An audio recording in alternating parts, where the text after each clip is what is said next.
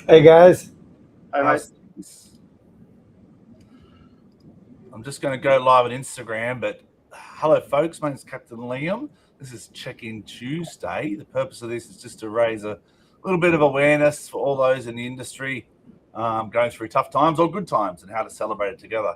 We're honoured to have Captain Dean here. How are you today, sir?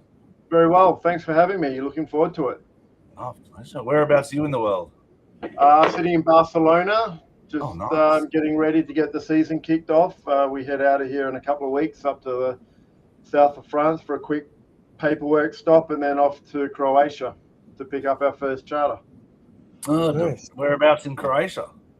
Picking up in Dubrovnik and then heading north. We've actually got 6 charters this year in Dubrovnik or in Croatia, so we're quite lucky. So lucky that we've only got one third-party charter this year in Naples, which makes me so happy. There's nothing worse than at anchor in Calle de Volpi with every other person.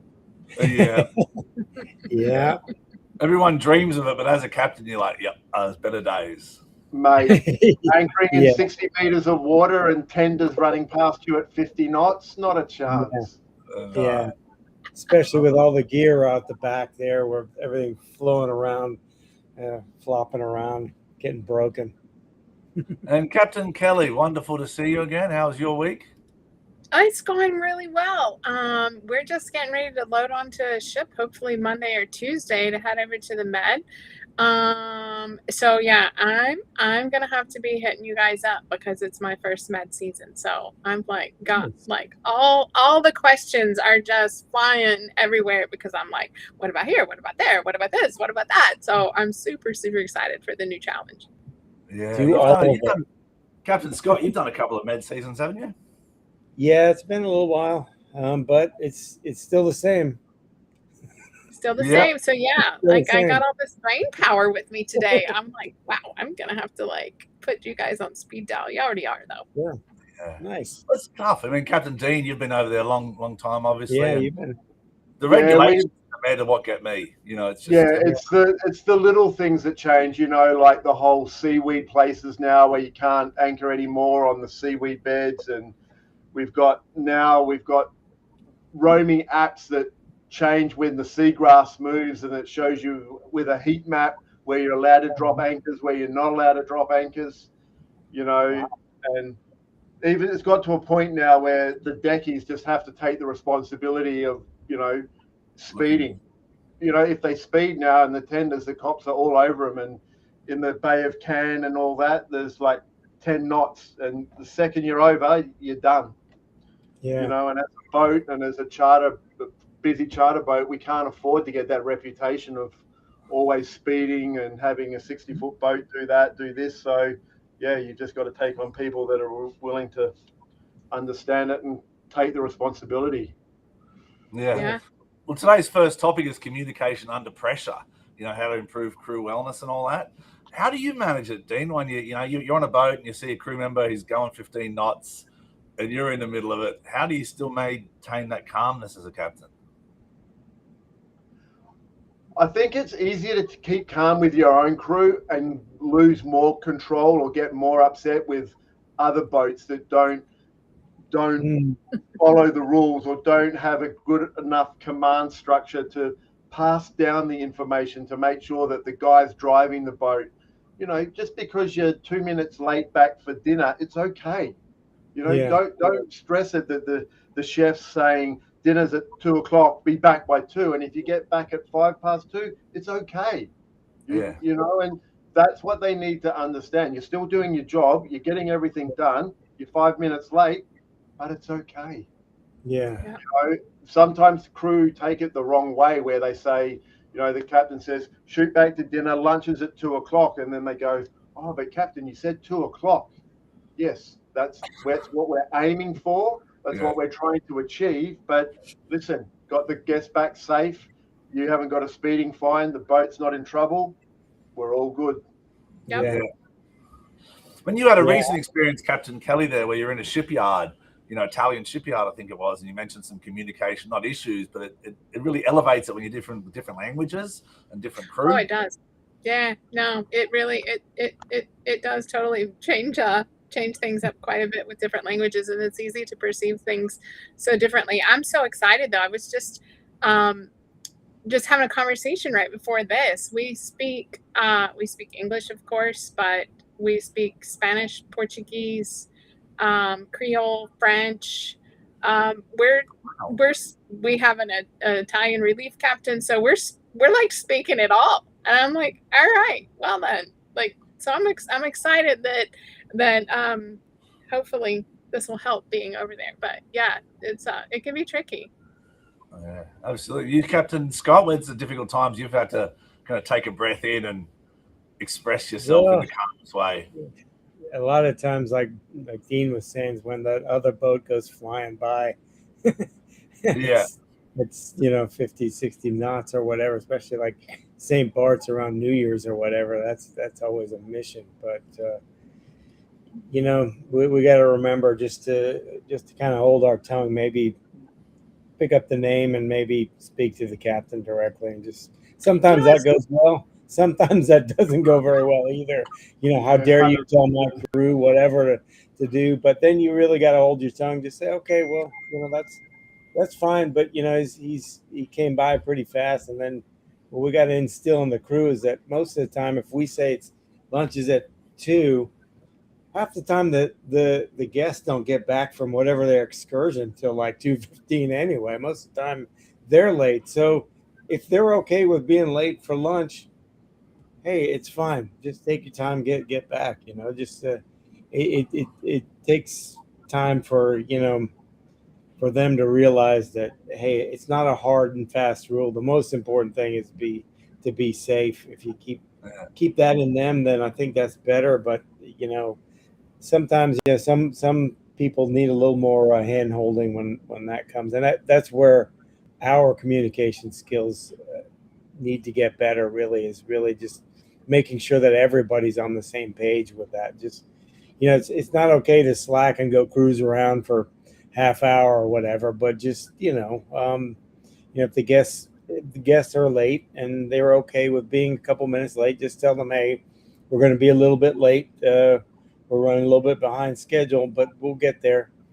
Chefs, everything's ready when you get there. Yeah, going back to flying through anchorages and stuff, though, I try to always, I remember a time anchored there in the Bahamas, and somebody from, like, I think it was the moorings came rolling through in a paracat, and they just threw a massive wake, and it threw all of our toys, everything, just swamped our garage. And my guys were so mad, and I said, wait a minute. I said, let's educate. I said, most people don't do things maliciously. And I said, so if we ever get the chance to drive by them, in the coming days on, if they're anchored and we're out on the tender, I said, let's stop and explain to them. I said, because they're not even thinking about it. They don't even know it. Or even if it's a new young decky out on the tender, he might not know, because most people, I like to think, aren't jerks. So I always try to take the approach of take a breath. I know we just swamped the garage, but let's take the high road and let's try to educate them. And I would say 99.9 times out of 100, that person didn't know. Yeah. I think also too, like in places like Capri, where all the local Italian boats, they're big displacement ferries, basically running backwards and forwards. They put up more wash than anyone, and all the deck crew are waving their hands at them or whatever. But at the end of the day, they've got to remember too, they're living there, like earning their living. And they're on schedule. Deckhands are probably making 3 times as much as what the captains and the owners of those ferries are making, and they're only. And we're parking our boats right in the prime place. Yeah. These big super yachts, we're taking away their access to get people backwards and forwards. They're just trying to make a living, just like we're trying to provide a service. So sometimes just standing back and just taking a deep breath, Yeah. And I always like to remind myself I'm in someone else's waters. Yeah. Yeah, 100%. Oh, yeah. I like to always remind myself that I am in someone else's country putting food on my own table, and then it kind of puts it in perspective, I think, a little bit, kind of like you're saying, Dean. Yeah. It's like Alaska. I cruise a lot in Alaska recently, and it's so funny to see the same kind of scenario as in a yacht going to a marina, how the facilities treat the person who goes in humbly and introduces themselves. Like as a captain, that's what I usually do is go, my name's Liam, here's a shirt or a hat from the boat, we're around, give me a call, any problems, and we're fine. And then this other yacht came in with a lot of attitude, and you could just see the way they were treated by the same person, which is the marina facility in Juneau. So it's like how you treat others, I think, is real important on the front end, you know? Yeah. Kevin Dean, we're talking about team support. What are your kind of tips to build a strong team, or what have you learned over the years? To be a great listener. I think it's a skill. You need to be a better listener than anything else, because, you know, I went to put this in the message last week actually, but we cut off and it missed it. But one of my things is when you go around and you're walking around the crew and you ask someone, how you doing, or are you okay? Only ask that question if you've got the time to hear if they're not. Because if someone's not okay and you don't have the time to stop and give 110% of your attention to them, it makes it worse. Mm-hmm. So what I'm not saying is don't ask anyone if they're okay, but if you're going to ask someone, hey, what's wrong, or are you okay, make sure you've got the space to hear why they're not. And I think that gives a lot of reassurance to crew when they're on your boat and they know that you're genuinely there for them. You know, I like to try when I can to make sure I talk to every single crew member every day. But even if it's just in the corridor and I walk past and I say morning, and if I look at them and they say morning and they go like that, I'm like, well, stop. Something's not right. Yeah. If they can't maintain eye contact or they look away, then something's up and they want to talk to you, but you need to be able to see that they want to talk to you. Mm-hmm. And then the big takeaway was making the time. I think that's the big lesson I've kind of learned from you already, 100%. Dean, is don't ask if you aren't prepared to help the problem. Yeah. You know? I pick up a lot with body language on board. Like I do a meeting on Monday, and I know it's Monday morning and I've had my coffee and I'm motivated, but I see a lot of arms crossed at different times in the body language. That's where I start to read the room for the week, knowing how good this week's going to be or how difficult it's going to be. And the sooner you nip it in the butt and have a chat to that person and say, what's up, what's on your mind, any thoughts, the sooner you can release that tension, you know. But Captain Kelly, we've talked about teamwork a lot with you. You know, your team's quite successful, but one of your keys was being available, correct? Yeah, being available, being the most absolute authentic version of yourself, like being me. I am me 100% of the time, and it has worked really well for me. But I want to go back to something that Dean said. Dean said listening, and it really is a skill. And the boss took us all out to dinner for like a month ago, and I asked him, I was like, your leadership is just spot on, like is really, really good. I said, well, what is it? Who did you study? What is it, you find most important? And he goes, what I've learned from my mentors over the years is to listen. He says, is to just stop talking and just listen. And he goes, if you listen, you can learn so much and you can solve so much after that.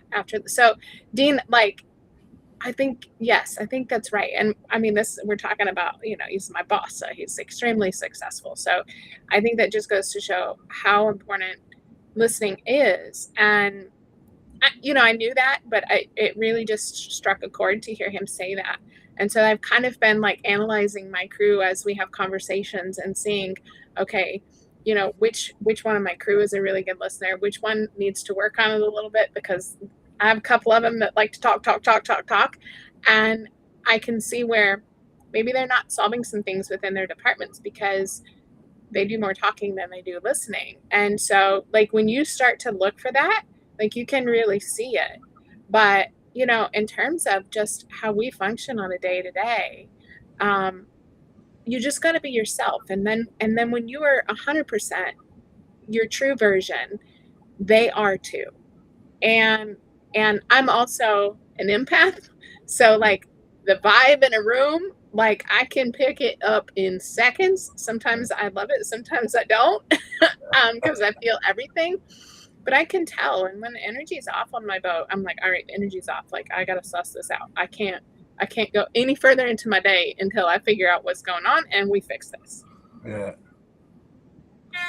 But that's tough with a lot more crew. I think it comes down to your heads of department as well. When you start dealing with the 10s, 20 crew, it starts to be like, okay, we got to trust that culture we're building to resolve these issues as they happen. You do, and I think, guys, sometimes maybe like my mommy instincts kick in. I don't know what it is about being a female, but sometimes I do find that, like when I watch you guys, you do it, I'm like, I think sometimes I'm just trying to fight my own genetics here. Like it just. Well, you're definitely more in tune, 100%. I think another part of a great learning period is that silence after you've asked a question. Like you ask a question, how much you learn in that little bit of silence before the conversation really starts. People that are unsure of themselves or aren't comfortable will fill that silence very quickly and will jump at you and try and fulfill you with a confidence that's not really there. But when you ask a deep question and and it's being absorbed, there's a silence after you ask the question. And I think that tells a lot too of when you really look deep into somebody, where they're at and why you've pulled them aside because there's clearly something right. And you, as a leader and a mentor, you need to hang on to that and just work with it as it happens. Yeah. Wow, it's deep for a Tuesday, isn't it? You haven't even got to the big week, I told you, Dean's the man. Dean's the man. I told you, Dean it's about is being an active listener, Dean. Active. Out of that. Active. I love that word. Being an active listener. Active listener. I would add to that, with the listening, is because that's made a big difference with myself. Is being present. That's part of being an active listener, because we can all sit there and listen. But if we start zoning out and kind of, not really being active and being present with the people that we're with, it might miss the whole meaning of what they were trying to express to us, and that's really important, because if you actually sit there with someone and listen to them and don't get what they're trying to communicate to us, that can be really difficult. That can actually make the situation a lot worse. Yeah, and then we go into, isolation. The industry we're in is quite difficult. We've talked about communication and body language and active listening, but I think the isolation is what is the hardest for me. I've got a wife and 2 kids in Canada and Dominican Republic, but it feels like when I'm away, like when I'm at work, I've got to give it 110%. And I think that's where the exhaustion kind of comes out, or fatigue comes in as a captain, I find. It's like I'm here, I may as well make the most of it, as opposed to finding that work-life balance at work. Yeah, I think that's a very good. Let me look. I don't know you that well, Liam, so let me ask you this: when you explain yourself, if I asked you a question, are you an introvert or an extrovert? I have an opinion. Yeah. Okay, tell me what you are. I'd say introvert. All right, but at work you're an extrovert, because clearly I can tell. Well, you're the same as me. At work, I am completely here. I'm here for the crew. I'm here for the owner. And when I go home, I just want to sink into my couch, and I want to be that introvert. I don't want to be making the decisions on where we're going for dinner, what we're having for dinner, because I make those decisions every day that I'm on the boat. Where are we going out, Captain? Who's paying the bill? How are we splitting the bill? We go out for a crew meal, but people at the restaurant don't know who I am for a bar of soap, but they still always walk up and give me the bill without, you know what I mean? And it's because we project, and it's the aura that we hold when we're at work. But my natural person is I am an introvert through and through. Yeah, but it's how we project ourselves which makes it hard. And I agree with you 100%, mate. When we're at work, we're on. But as soon as we get home, we fall into a heap. And sometimes that creates problems for our partners or our children and all that, because they go, Daddy, when we see you online, you're having so much fun, or you're doing this, or you've got so much to say. But when you're at home, you're different. Yeah, somebody told me that I'm an introverted extrovert. Because my wife said, look, when you get home from the boat, usually a couple of days, you just sleep, Yeah. and I just let you sleep, and usually I'm good after that, because like Dean was alluding to, just making all those decisions, and it's not really whether you're physically tired, it's more you're mentally tired, because you've taken on that responsibility and that role. And then when you walk away from it, like when I'm in the airplane, or when I walk in the front door, sit down, and then it's like, okay, all right, all that goes away. And then I'm with my it takes a few days for me to get back into being at home with my wife and my kids and stuff like that, because it's now I'm in the different role there. And also my wife has said, because I'll come in and start doing things a certain way or whatever, and I got told specifically, hey, we have a system here. And it's like, okay, I'll go back. I'll go back. Yeah. I'll let you have it, do it your way, and that'll be fine. I'll just sit back, and like Dean was saying, I'm happy to not make those decisions. Yeah, true. I mean, I'm in 15 years, we're married with my wife, and I remember very early in our relationship with children, she's like, "You're not the captain here at home." And I'm like, yeah, that's clear. I'm like, that's clear. That's great. That's actually great. It took me a couple of years to settle into. I'd always go back, and I'd always entertain everyone and just continue that social side. And after about, I'm like, after a couple of years, I realized that's actually not me. Me is coming home, relaxing, putting my feet up, calling my family in Australia, connecting with friends that I haven't connected with, But my wife gave me that, that ultimatum. You're not the captain here. It's like you're not in charge. You may be the captain, but she's the admiral. Yeah, there you go. Orders. When I go home, in all honesty, Dean, I don't know you that well either, but I'll be vulnerable, is I do get pulled in a lot of directions. Yeah. That's been the hardest for me. It's, even the dog. I love my dog, but my dog's got a half-hour walk in the morning and afternoon scheduled in, my wife, my kids. It becomes a full, I've still got a book I'm trying to read, and I'm like, I don't get to it as much as I'd like at home, Yeah. Yeah, I get that. And Captain Kelly, what's your kind of life away from family? What's the reality of how do you balance the family side into yachting? Advice for crew out there. Are you there, Kelly? Hello, can you hear me, Scott? Dean? I can hear you. I can hear you guys. Kelly, can you hear us? No. Oh, Captain Kelly jumped in and Maybe out. she's cutting out. Yeah. Yeah, I mean, how do you guys balance the family life without being too personal? I mean, that's the hardest thing as a captain, I think. Yeah, it's not. It is, and I think Scott nailed it on the head. It takes a little bit of time to integrate back into household life, and I think part of the thing is you can't come home. Your wife has a process, has a plan, she has a rule for the kids. There's a program getting them to school in the mornings. You come home, as soon as you change it, it creates chaos. Yeah. So you should not change that. You know what I mean? And so sometimes it's better not to rock the boat, per se, without trying, no pun intended, but it's better just to come home and slip back into things and do it their way. Yeah, it really is. Yeah, because I've known over the years, just especially being on rotation the last several years, that the adjustment period, it took a while the first couple of times, because the boat was so busy and stuff. And when I'd come home, I'd be used to being at that high rate of speed and stuff too. So that was kind of it's hard to go to a full stop. Yeah, but I think you try and create that family feel on board too, because like I know in the crew mess now on our boat, there's all these pictures, and so many crew come back to Umbrella, they go away and then they come back. Like we've got, I think 3 crew now that have on board that have been here like 6 times. They kind of do relief work, and to see their picture on the crew mess board gives them confidence, especially when the other new crew are here. They're like, "Who's this guy?" I'm like, "Well, he's been here a dozen times or half a dozen times, and his face is on the board. He's part of the family of Unbridled." I think that's where that bringing the family feel into yachts can be successful in a leadership aspect. Yeah, 100%, mate. I agree with that. that's one of the big things when I interview people, that, you know, we have a family vibe on board, and that's what I'm trying to produce.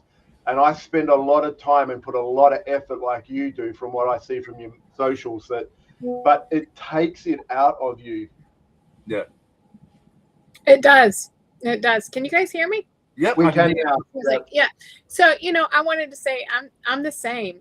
What you were saying, Dean, is like exactly me as well. Like you would think I'm an extrovert, but I'm not.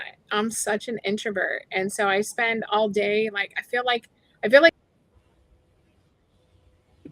Oh, looks I like feel like I feel like we perform all day long. And so I spend my whole day peopling, extroverting, and like literally at the end of the day, you know, I'm holing up in my cabin with my dog and the door's closed, and like you're like, who is this person that just went from big and loud to like quiet and disappeared? And the other thing is I had rotation for the first time. I finally got some rotation, and a couple months ago was my first month off, and I joke you not, I got home and I slept for 2 days. Yeah. And I was like, oh my God, what has my body been doing the last 20 years? Like I was out cold for 2 days, but I'm also the same way. Like it's funny. I think we're all like twins, because we'll get done at the end of the day. And Alex, my engineer, my partner, he's super extroverted, and he's like, you want to go here? You want to go there? And I'm like, nope, nope, nope. And I feel bad.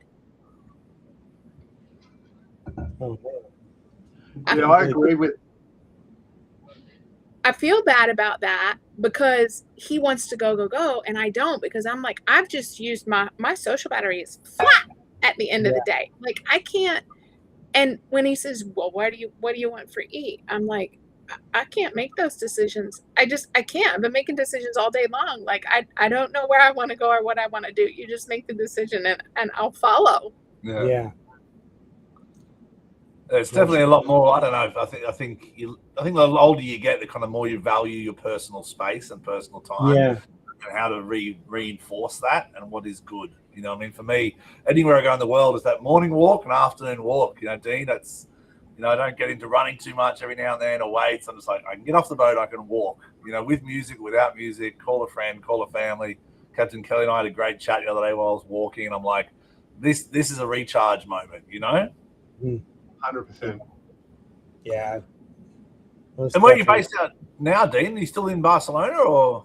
So we don't really have a base. So we spend the summer season here, which is pretty much March through till November. No, sorry, March through till October, and then we're across, and we're either if we're in the US, we're in Ribo or the Bahamas, where it depends on wherever we've got trips coming up. So we're a pretty busy boat. We do about between 8 and 10 weeks in the Med, and then plus Boss, and then we do about 3 weeks of third-party charter in the Bahamas or the Caribbean, and then the Boss uses the boat pretty heavily in the winter periods. Oh wow, busy man! Are you on rotation as well, or? Yes, yeah. This is like this. I joined yachting, like I said, in '91, and I've been on this boat now 7 years, and this was my first rotational boat. Yeah. You know. Yeah, it's good stuff. And where do you live actually, in Barcelona or back in Australia? No. I live in Manchester. Oh, okay. Oh, a bit all over, right? So, yep, married an English lady, which I'm very lucky to have done, and who's very accepting to what I do. And she's not in the industry per se. She doesn't work on yachts. She's in the fringes, and you know, it's very good. She's very driven in her work. So I guess the times we don't have kids, and I think the time that she misses is on weekends, but during the week she's very motivated in her work, so it works well for us. Yeah, it's tough finding that balance and everything. We're going to talk about respect, leadership, and positive culture. Firstly, you know, do you believe in your roles? Do you think respect is earned or lost easier? Earned. I think it's probably lost easier than it's earned. Earned, yeah. But when you make a mistake, funny, I was having this conversation in another forum the other day, and I think I'm a different leader today than I was 5 years ago. Wow. And that's Yeah. because of the millennials. I honestly believe that the millennials have changed the way that I lead on board a boat, because now I think that when I make a change, a systems change, or I try to change something on board the boat, I have to think first about what the millennials are going to say or how they're going to push back against it, so that I can make sure that I've got the changes to the systems on board are structured well, because I don't want them to push back without me having an answer to it. Because millennials do push back, because they look at their work ethic is different to my ethic. Yeah. But you know what? Shouldn't our leadership should always, from year to year, look different, because it should 100%. always be changing, Yeah. always improving. Yeah, and I think it's a different application for different people, like you're saying, different cultures, different age groups, different, because we kind of have a lot of nuances to where the communication is going to be a little bit different with each one of those people, especially the millennials is going to be a little bit different. They might need a few more of the attaboys or what have you. They might need. I had people that told me 10 years ago that, you never told me I did a good job. I said, well, I didn't know that was a thing, because when I was a kid, the only reason why anybody came over to talk to me was because I did something wrong. That was the only time anybody talked to me. So I was like, okay, so maybe I need to come through and check them and say, hey, things look good, that kind of stuff, because it's and it was something I had to learn, that hey, I need to go by and tell them that they're doing okay, doing bad, or they needed some kind of feedback from me, which I think is probably helpful for me. It was very helpful, more helpful for me, because respect, I think, is earned, but like Dean was saying, it's easily lost. If you do one wrong move, and when you lose that trust factor, it can be tough to gain that back. Yeah, that's my thoughts, absolutely, because I think a lot of people join with a certain amount of respect for the captain or for any head of department. When that person makes a mistake, that head of department goes out and has a big night, everyone kind of starts losing a little bit of respect, and it just gradually gets less and less. And I think that's my biggest lesson to people from a mentorship role is, choose your company, choose your options, because if you're in this for a career, you have to maintain that integrity in oneself. Yeah, I agree with that. I think consistency is the quickest way to lose it, or inconsistency is the quickest way to lose that respect. Which goes on to a lot of crew that that I work with now. The quickest way they make a difference on board is to make change. And I find a lot of crew joined and they're like, okay, on my boat we did this and this, so I'm going to use change as a way to justify my new role. Do you find that as well, or? Can be. Depends on the person. Sometimes, the new broom comes in and wants to sweep everything, but sometimes it's warranted, sometimes it's not. But I think, again, it's each position, each person. You have to take it as it comes and kind of apply with what you have in front of you, because a lot of people, I've had many chefs come in and want to buy all new equipment and different stuff and this and that, and just say, hey, well, it's been this way for a while, let's give it 90 days or 6 months, and then if you can't do without it, or if you've done a great job and the boss really likes the work you're doing, then we'll kind of revisit that as far as what you need, and try to do that with all the departments, because you don't want to come in and say they need all these things, because for the most part, if they're there the first 2 weeks, they don't really know where everything is. So chances are they're just buying something that we already have. So you want to make sure that that's not doubled up. Yeah, that's what I'm doing a lot now. I'm doing after the onboarding process, like Captain Kelly. I've taken some advice from you, and after the onboarding process, I then sit down with the crew and the head of the department, and I go back through the documents that they've all said yes to. And there's so many times now I'm saying, Captain Dean, is the crew have said yes, they understand who the DPA is. And then when I ask, they're like, actually, I don't know. I'm like, well, why would you say yes? You know? So a lot of times the millennials I find are not as honest and open. They like to kind of hide the information and not be as vulnerable, I've found. You know, I'm on the cusp of being a millennial. The cutoff is like 1981, and I'm an 81 baby. Okay. And, you know, you guys are talking about, you know, the millennials need an attaboy. You're absolutely freaking right, because I thrive on feedback. And if my boss isn't giving me feedback, I'm sending him an email. And I'm like, hey, I need to know what you're thinking. I need to know what you like, what you didn't like. And I've got some older crew, 48, 52, 62. And they're like, what do you mean you want me to give my junior crew members an attaboy? They're just here to do a job. We're here to do a job, and you get a paycheck, and the paycheck is your attaboy. And I'm like, oh no. I'm like, and I'm like, no, you have to tell them if they're doing well, if they're not doing well. I'm like, so I'm falling in that millennial category where like I need the feedback, and you know, my 52-year-old engineer is not giving his 32-year-old second the feedback, and I'm like, you have to change this. I'm like, this is essential for his survival. He will not survive if you don't talk to him about what's right or what's wrong. So yeah, feedback's definitely the key to creating a good positive culture. But I mean, there's, you know, a lot of times I wake up and I tell the crew it's okay not to be okay. You can have bad days, but I do think an overwhelming positive approach, I think, is a key to building a good team. You know, but what's some of the things you've done over your careers, even Captain Dean and Scott, that have kind of helped motivate that team? Like we talk about sitting on the dock and having a barbecue or doing a hike together. You know, what are some things you've seen in your career that have helped that positive environment? We do monthly, well, when we can, we do monthly team building exercises, which was like, for example, I'll give them a half a bag of marshmallows and a packet of pasta each and say, okay, you've got 15 minutes, 5 minutes to talk about what you're going to do. You're not allowed to touch anything. And then you've got 10 minutes to build the highest possible thing out of marshmallows and dried pasta that you can possibly do.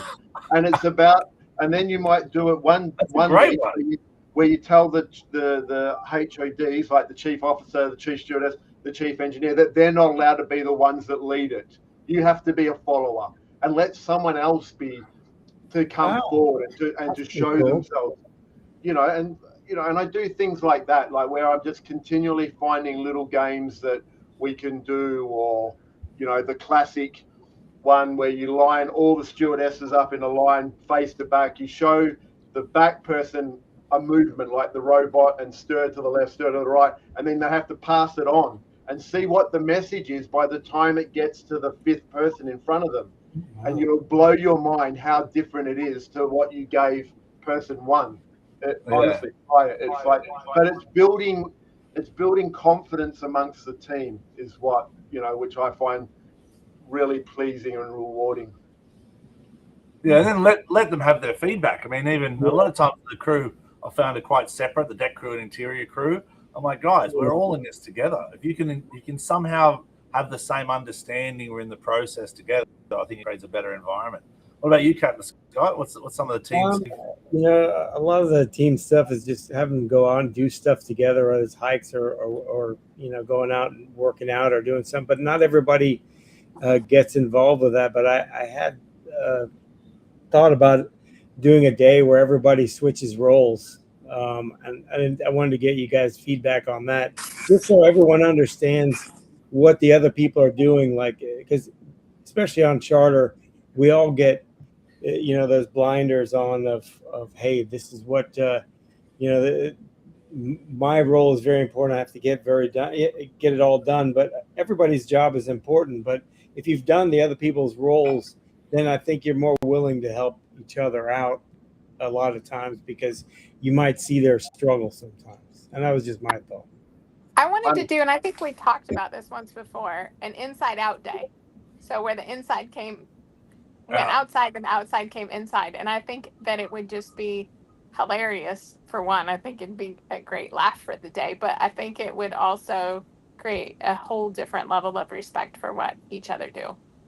Absolutely, Kelly, it does. And I've got a little bit of an advantage. I'm a slightly bigger boat, so we don't take the whole interior crew and put them outside. We'll take 2 from the outside and put 2 and switch them around so that the interior girls get a chance to show their skill set and to help the boys learn how to make a bed and fold a sheet and hang a towel, and one guy's down in the laundry helping the laundry, and then that way they're learning each other's skill set and understanding the pressure points of their role.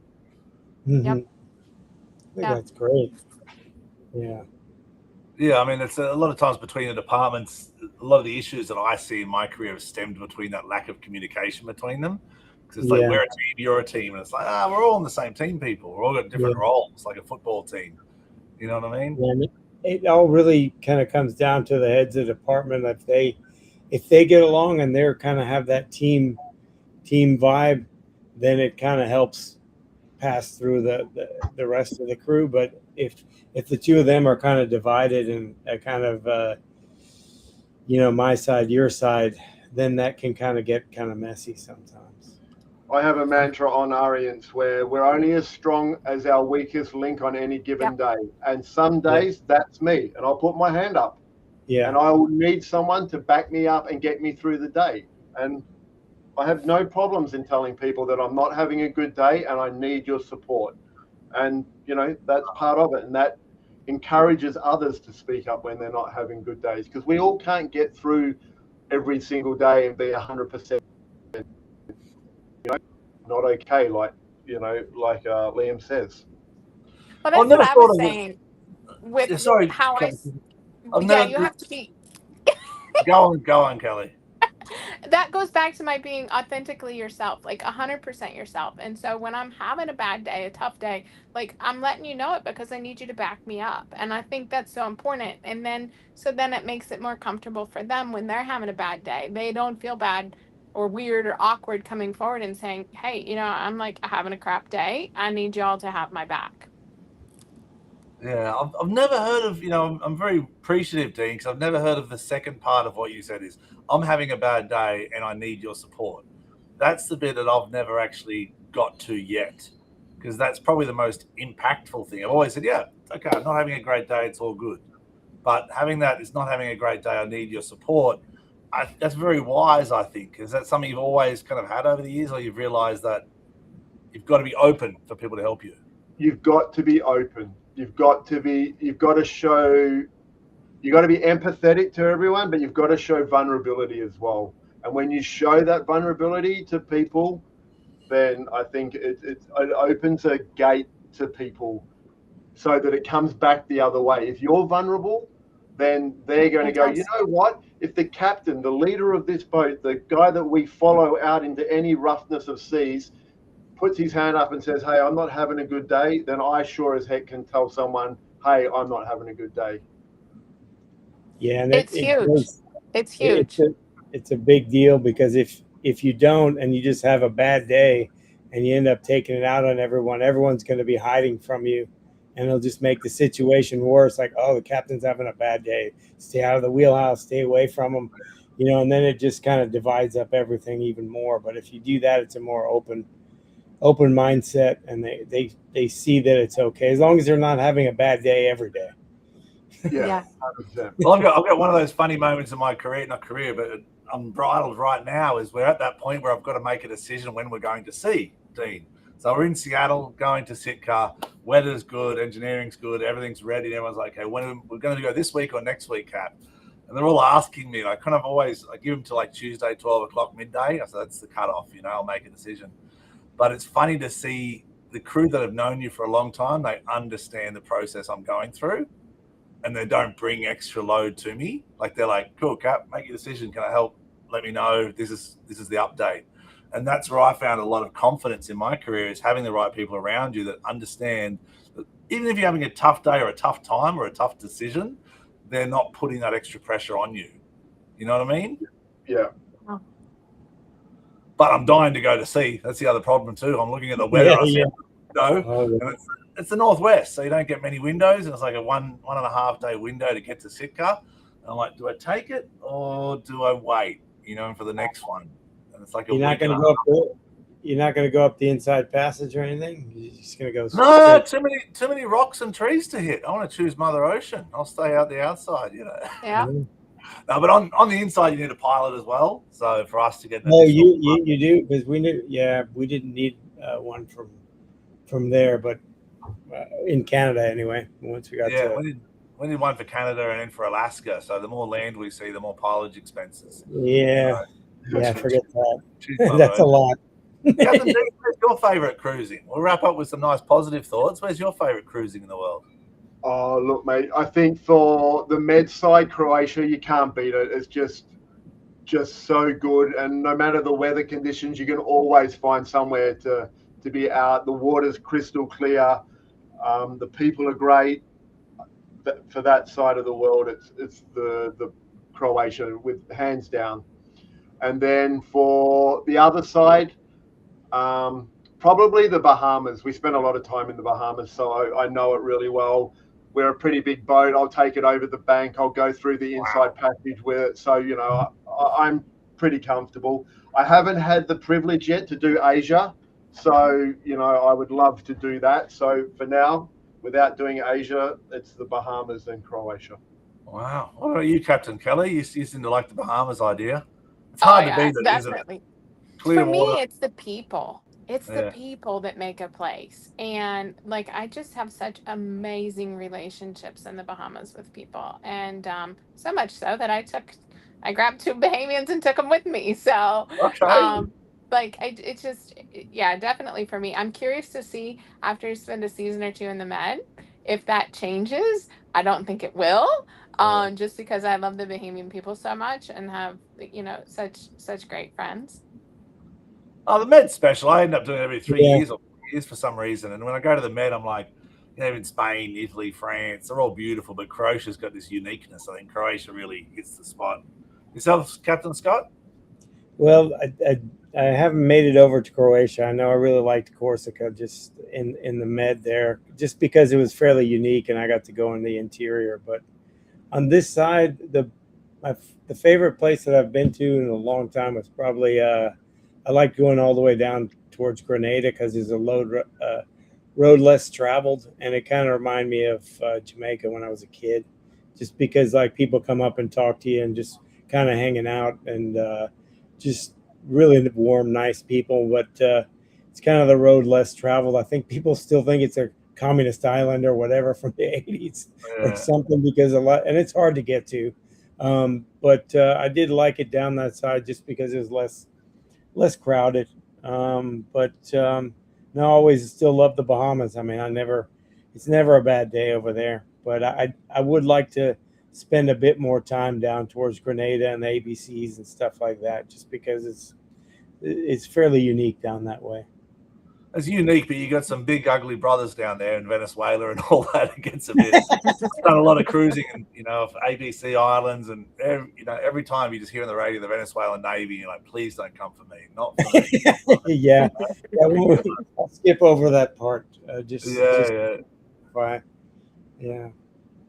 Oh, well, thank you very much for your time. I appreciate it. I mean, the purpose of this check-in Tuesdays is to reach out to people and try and help everyone understand that it's okay not to be okay. And I think Captain Dean has given us some worlds of wisdom today that even I'll take away to the bridge. And one of the biggest one is, say you're okay, say you're not okay, but then you're open to help.